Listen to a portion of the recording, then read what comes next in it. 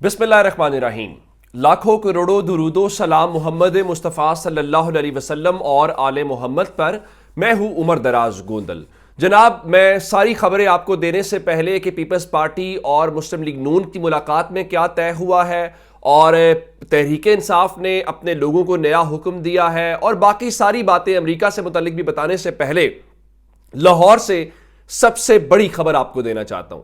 लाहौर के हल्का NA 121 से वसीम कादर, जिनका ताल्लुक पाकिस्तान तहरीक इंसाफ से था और उन्होंने नून लीग के शेख रोहेल असगर को हराया था, वो अब से थोड़ी देर पहले जाती उमरा में मरियम नवाज शरीफ से मिले हैं और उन्होंने पाकिस्तान तहरीक इंसाफ को छोड़कर मुस्लिम लीग नून में शमूलियत का फैसला किया है। और वो मरियम नवाज के साथ खड़े होकर कह रहे थे, मैं अपने घर में वापस आ गया हूं।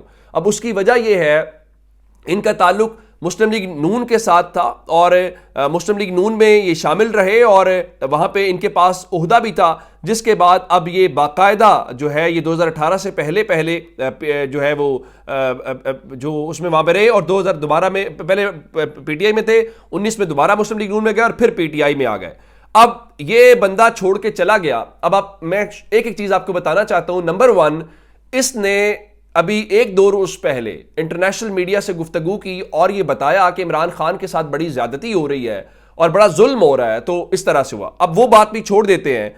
इसकी अपनी एक वीडियो इस वक्त सर्कुलेट कर रही है। उस वीडियो के अंदर यह शख्स अल्लाह ताला को हाजिर नाजिर जानकर यह कह रहा है कि मैं इमरान खान और तहरीक इंसाफ का वफादार रहूंगा और मैं किसी सूरत भी उनको छोड़ूंगा नहीं। अब पहली बात यह है कि जो शख्स ये कहे कि मैं अल्लाह को हाजिर नाजिर जान के ये कहूंगा, यानी वो हल्फ दे रहा है और वो छोड़ के गया है, तो अब आप इसके ऊपर क्या कहेंगे? फिर ये ड्रामा रचाया गया कि शायद उसको अगवा कर लिया गया है और वो इसलिए मजबूर होकर मुस्लिम लीग नून के अंदर चला गया। ऐसी बात नहीं है, ये बिल्कुल गलत बात है। उसको बिल्कुल भी अगवा नहीं किया गया।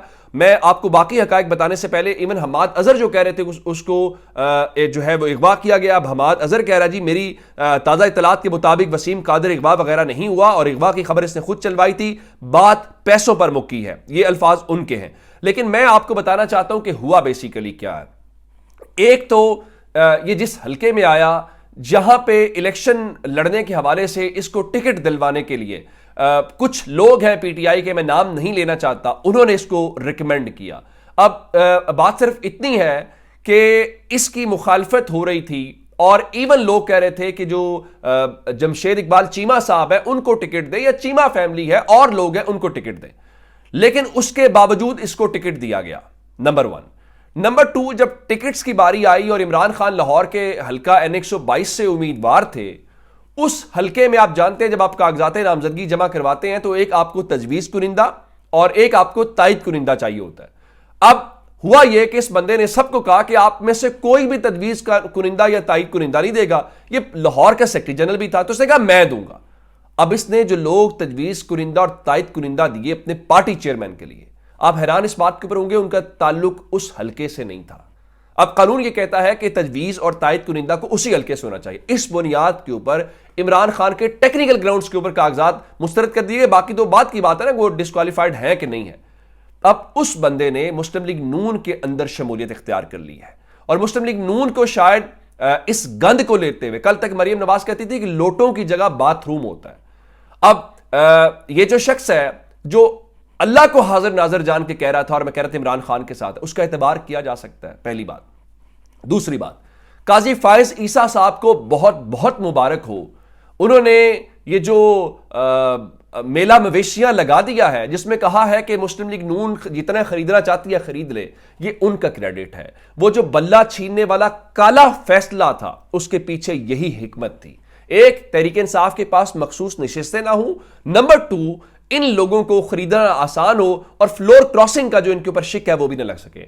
तो पाकिस्तान के मुनसफे आला ने खुद से फ्लोर क्रॉसिंग का रास्ता खोला। इससे ज्यादा शर्मनाक बात पाकिस्तान की सियासत के लिए कोई हो सकती है? और तहरीक इंसाफ को भी सोचना चाहिए कि आपने चीमा फैमिली हो या बाकी जो लोग हैं जो आपके साथ लॉयल हैं, जिन्होंने आपके लिए इतनी कुर्बानियां दी हैं, उनको छोड़ के ये जो छलांगे मार के आने वाले हैं, आपने इनको तरजीह दी। देखिए, उसको वोट नहीं पड़ा, वोट इमरान खान को पड़ा है। मैं आपको पूरी ईमानदारी से बता रहा हूं, मैं उस हल्के में गया, सर्वे किया, लोग इसका नाम भी नहीं जानते थे।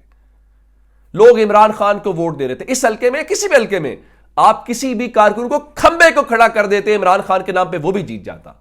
लेकिन आपने क्या किया, और एट द एंड लोग क्या कहेंगे, जी तहरीक इंसाफ के लोग तो भाग जाते हैं। ऐसी बात नहीं है, तहरीक इंसाफ के लोग कुर्बानियां दे रहे हैं और वो अपनी पार्टी के साथ खड़े हैं, और ये आपके सामने सारी सूरत हाल है। ये नंबर 1 आपको बताना जरूरी था। दूसरा, इस वक्त जो लेटेस्ट डेवलपमेंट है वो ये है कि पाकिस्तान तहरीक इंसाफ ने बाकायदा तौर पे जो अपने जीतने वाले लोग हैं उनसे इस्तीफे भी तलब कर लिए हैं और उनसे हल्फनामे भी मांग लिए।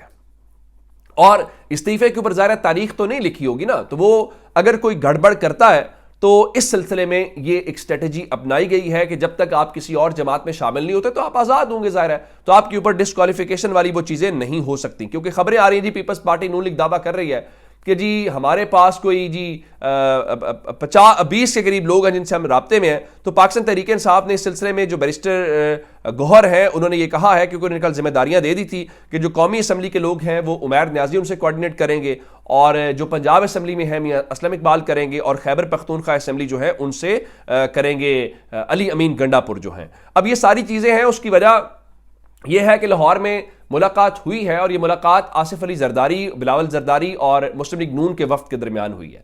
वो जो कल तक हमें कह रहे थे कि देखे जी हम तो मनाजरा करना चाहते हैं, तो आज बिलावल हाउस में उन्होंने मनाजरा किया है और वहां पे बताया गया जी मुस्लिम लीग नून ने और पीपल्स पार्टी ने सियासी ताउन के ऊपर उसूली इत्तेफाक कर लिया है, और यह कहा है कि जी सियासी अदम इस्तेहकाम से मुल्क को बचाएंगे। फिर फरमाया गया है जी देखे जी हमें तो कौम ने मैंडेट दिया है, और अब मैंडेट आपको दिया है या ये मैंडेट पाकिस्तान तहरीक इंसाफ को दिया है, इस बात का कौम को भी अंदाजा है, और अब आप अगर आप मानना नहीं चाहते तो वो आपकी मर्जी है, कोई आपको रोक नहीं सकता। अब इस इलेक्शंस को लेके सिर्फ पाकिस्तान तहरीक इंसाफ कंसर्न्स का इजहार नहीं कर रही, मुस्लिम लीग नून और पीपल्स पार्टी के अलावा जो बेनिफिशरी है हर कोई सवाल उठा रहा है। इवन जमात इस्लामी एहतजाज कर रही है, इवन फजलुर रहमान की जमात एहतजाज कर रही है, अवामी नेशनल पार्टी एहतजाज कर रही है, और अवामी नेशनल पार्टी तो ये कह रहे हैं कि हम खैबर पख्तूनख्वा में अमन की खातिर इस्टेब्लिशमेंट के साथ मिले थे, लेकिन अब वो कह रहे हैं जनाब कि हम इस्टेब्लिशमेंट के साथ अब एक कदम भी आगे जाने को तैयार नहीं है। इमल वली खान जो है वो प्रेस कॉन्फ्रेंस कर रहे थे।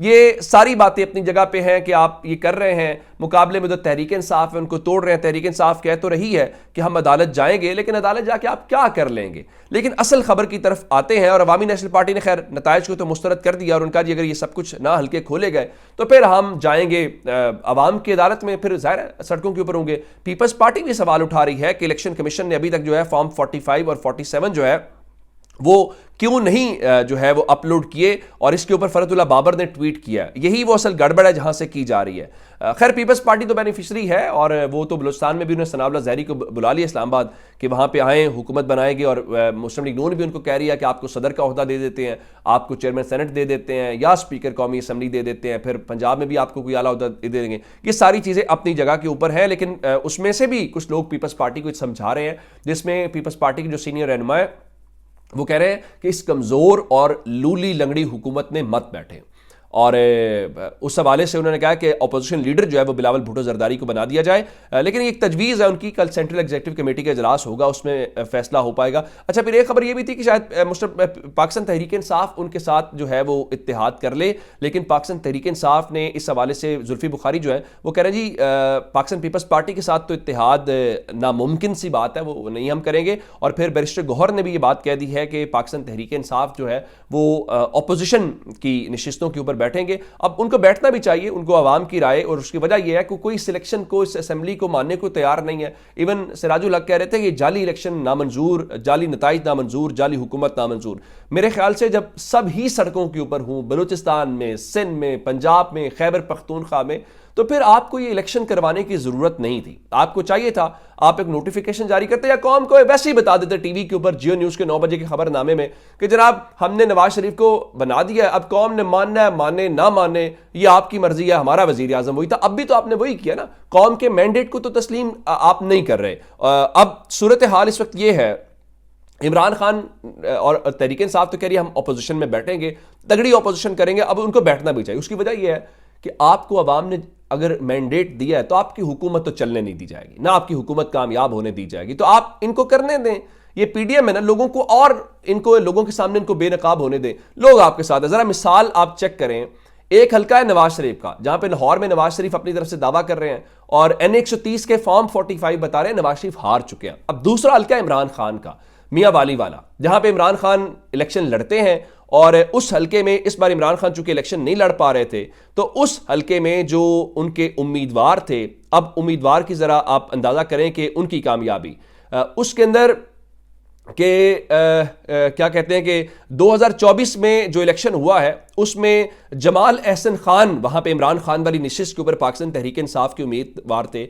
और पाकिस्तान में अगर किसी उम्मीदवार ने किसी हल्के में सबसे ज्यादा वोट लिया है तो वो इमरान खान वाली नशिस्त है, जिसके ऊपर एक और उम्मीदवार थे, ज़ाहिर इमरान खान की वो उम्मीदवार है लेकिन इमरान खान खुद नहीं थे।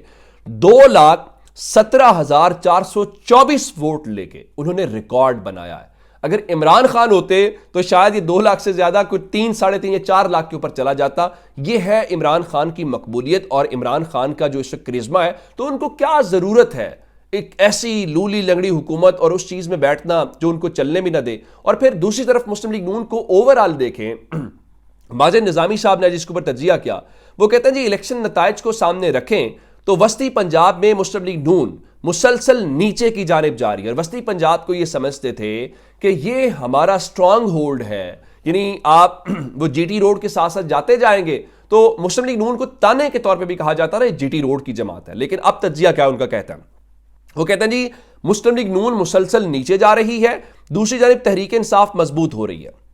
मुस्लिम लीग नून के 2013 में 88 मेंबराने कौमी असम्बली वस्ती पंजाब से मुंतखब हुए, 2018 में वो कम हुए और 88 से 49 के ऊपर पहुंच गए, यानी 50% उसमें कमी हुई। अब 2024 में वो 49 से भी कम चले गए और 38 इनके एमएनएस वहां से आए हैं। अब इस हवाले से उनका ये जो लोग कह रहे हैं ना कि सिर्फ आप ये भी ना कहें कि इमरान खान की मकबूलियत है तो लोग उससे हार गए। मुस्लिम लीग नून को पंजाब में वैसे ही मुस्तरद किया जा रहा है, इमरान खान की मकबूलियत तो अपनी जगह पे है ना, उसको तो आप नहीं कह सकते। इससे अंदाजा लगाइए कि इनका नतीजा क्या है पंजाब के अंदर और पंजाब के लोग इनके बारे में क्या राय रखते हैं।